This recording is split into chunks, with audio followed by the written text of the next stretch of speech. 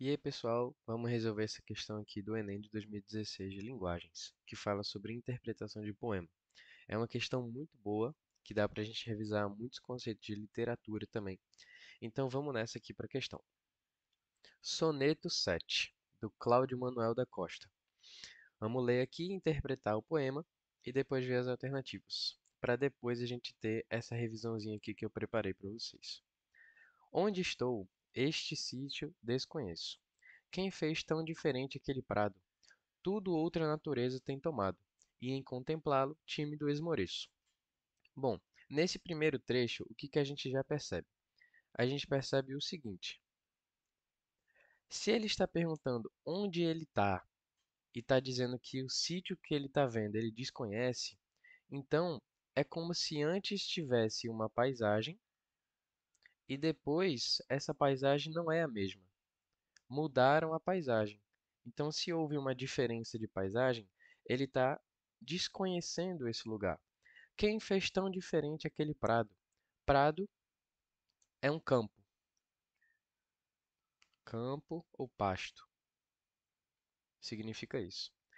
Tudo outra natureza tem tomado, ou seja, realmente isso daqui está dizendo para gente que esse campo que ele está vendo está totalmente diferente de como ele costumava ser. E em contemplá-lo tímido esmoreço, ou seja, se ele está contemplando, pronto, consegui.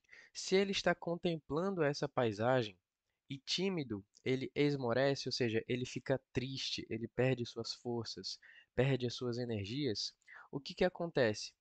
Ele está sendo sentimentalizado, ele está sendo, como posso dizer, ele está tomando a tristeza do local em virtude dessa diferença. Antes tinha tantas árvores e agora não tem mais. Ou seja, ele está triste com isso. Assim como a paisagem perdeu as suas árvores, ele perdeu a sua alegria. Por exemplo, uma fonte a que houve, eu não me esqueço, de estar a ela um dia reclinado. Ali um vale, um monte está mudado. Quanto, quanto pode dos anos o progresso? Ou seja, aqui tinha uma certa fonte, que eu vou fazer de azul, né? Aqui tinha uma certa fonte d'água. E antigamente ele vinha nessa fonte e se reclinava e ficava aqui olhando essa fonte. Mas hoje em dia ele não faz mais isso, porque ou essa fonte não existe, ou essa fonte foi mudada de alguma forma. Por isso que ele diz: uma fonte que houve, eu não me esqueço de estar a ela um dia reclinado. Aí depois disse que mudou, e quanto pode dos anos o progresso. Ou seja, o progresso, essa mudança da paisagem, o extrativismo, tudo fez isso acontecer diante do progresso, diante do consumo, da exportação, da importação, enfim, do progresso da civilização, né? Que ele disse de uma forma meio estereotipada, né? Árvores aqui vi tão florescentes, que faziam perpétua a primavera. Nem troncos vejo agora decadentes. Ou seja, antes você tinha várias árvores. Vou fazer de verde aqui agora. Antes você tinha várias árvores. Mas hoje em dia, ele disse que nessa mesma paisagem ele nem vê troncos recaídos. Por quê? Porque com a passagem do tempo, o extrativismo e o consumo dos bens da natureza foi tão intenso que hoje em dia ele nem vê as árvores caídas no chão, porque a civilização se aproveita de tudo da natureza. Então nada existe mais. Por isso que ele está dizendo isso. Agora vamos ver. Eu me engano, a região esta não era, mas que venho a estranhar se estão presentes, meus males com que tudo degenera. Então aqui ele falou o quê? Ele falou justamente que assim como a paisagem foi diferenciada, assim como a paisagem foi mudada pela civilização, pelos homens, ele também foi mudado. Ou seja, ele compartilha da mesma tristeza da paisagem, porque assim como a paisagem foi mudada, foi esquecida, foi entristecida, ele também foi. Então ele compartilha do mesmo sentimento, da mesma emoção que as árvores, que os animais daquela paisagem estavam sentindo na hora em que foram retirados do local e essas coisas. Então vamos lá, já que a gente interpretou o poema, a gente vai para as alternativas agora. E lembrando, isso foi tudo sem ler as alternativas, só vendo a estrutura e as palavras que compõem o poema. No soneto de Cláudio Manuel da Costa, a contemplação da paisagem permite ao eu lírico uma reflexão em que transparece o quê? Certo, então vamos entender. Ele disse que no texto tem uma contemplação da paisagem. Tem uma contemplação da paisagem? É lógico que tem. Aqui em cima mesmo ele falou, ó, e em contemplá-lo, tímido esmoreço. Ele mesmo falou que estava contemplando a paisagem. Então tá certo. Essa contemplação permite ao eu lírico. O que que é o eu lírico? O eu lírico é a voz do poema. Voz do poema. E o que que é a voz do poema? É o personagem de dentro do poema que fala com você sobre os sentimentos dele, sobre a história dele ou sobre algo relacionado ao que ele quiser. Permite ao lírico uma reflexão em que transparece o quê? Bom, o que que significa transparecer? Transparecer significa expor, em que transparece, em que expõe, em que você vê que acontece o quê? Então vamos ver. Angústia provocada pela sensação de solidão. Em momento algum, ele falou que ele estava só. Ele não disse especificamente do sentimento, da emoção da solidão. Ele não disse que estava sozinho no texto. Ele só disse que a paisagem mudou e assim como a paisagem mudou, ele também mudou de forma negativa, ou seja, ele ficou triste, mas não necessariamente com solitude, com solidão. Não, ele não falou isso. Resignação diante das mudanças do meio ambiente. Resignação também não pode ser, porque o que que é resignação? Resignação é simplesmente você não ligar para o que acontece e você aceitar o que acontece, ou seja, é literalmente um conformismo. Pode anotar aí, conformismo. Resignação é a mesma coisa que conformismo. Então, ele não disse nada sobre resignação, até porque ele não está resignado, ele está indignado e triste com a mudança. Então, não pode ser letra B. Dúvida existencial em face do espaço desconhecido. Houve um espaço desconhecido no texto que ele caracterizou? Houve. Tá bem. Mas não é essa a alternativa. Porque não houve uma dúvida existencial. Se ele tivesse dito, por exemplo, deixa eu ver aqui no final. Eu me engano, a região esta não era. Assim como esta paisagem foi mudada, a minha existência também foi mudada, pois agora não sinto mais prazer em nada, não sinto mais a mesma vontade de existir como antes. Algo assim, ele está com uma dúvida existencial nesse exemplo que eu dei. Mas no texto do poema, ele não deixou claro essa dúvida existencial. Por isso que não pode ser. Agora, olha D. Intenção de recriar o passado por meio da paisagem. Não. Também não pode ser, porque em nenhum momento do texto ele disse recriar o passado. Se ele tivesse dito, sei lá, árvores aqui vi tão florescentes, como eu queria que fizesse, como eu queria plantar novas plantas, novas árvores, sei lá, alguma coisa assim. Ele não disse nada sobre recriar o passado, então também não pode ser. Agora, a letra E, o que nos restou, empatia entre os sofrimentos do eu e a agonia da terra. Exatamente isso. Por quê? Empatia é justamente você se pôr no lugar do outro. E ele está se pondo no lugar da paisagem. Ou seja, ele está sendo, como posso dizer, altruísta, digamos assim, né?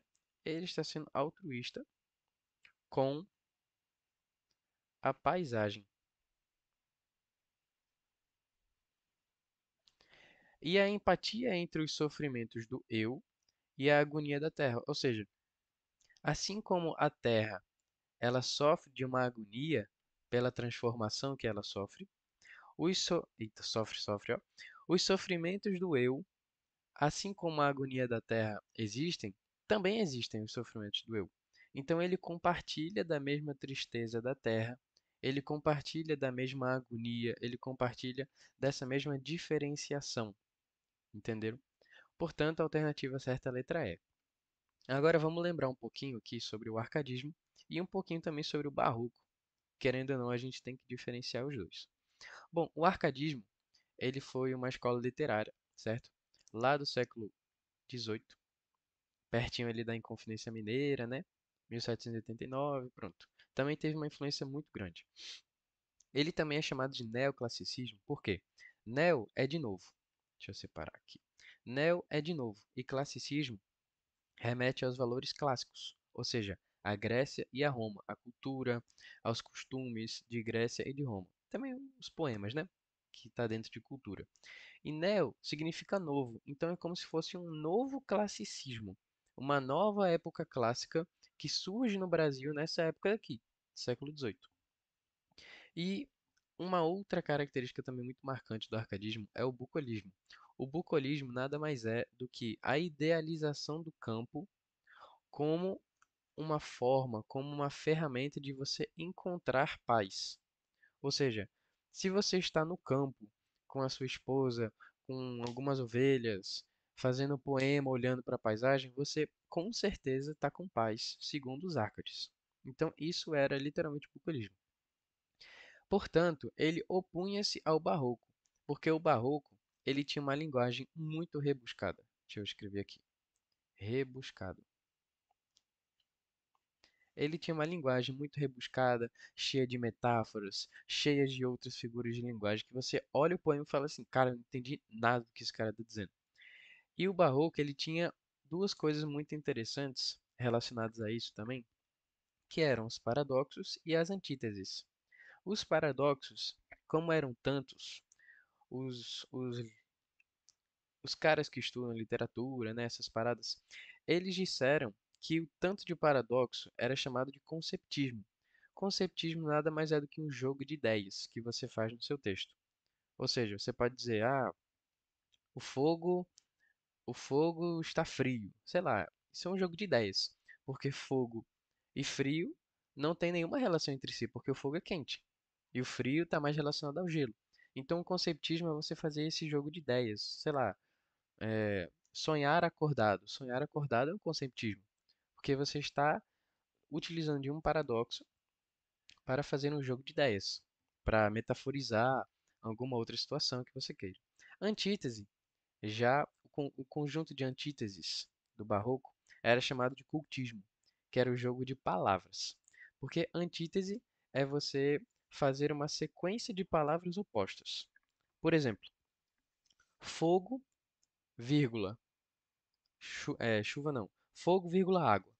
Fogo e água é uma antítese, ou tristeza e felicidade, entende? Palavras opostas sequenciadas são antíteses, porque você está jogando com palavras. Claro que não dessa forma simples e merda que eu falei aqui, né?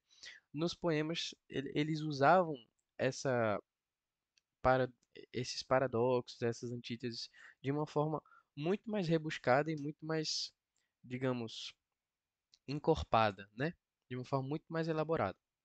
Agora, a linguagem do arcadismo era justamente o contrário do barroco, porque ele se opunha a essa escola literária. Então a linguagem era simples e objetiva. Como a gente viu aqui no texto, não foi tão difícil de interpretar assim, porque não tinha muitas palavras difíceis, muitas palavras da época.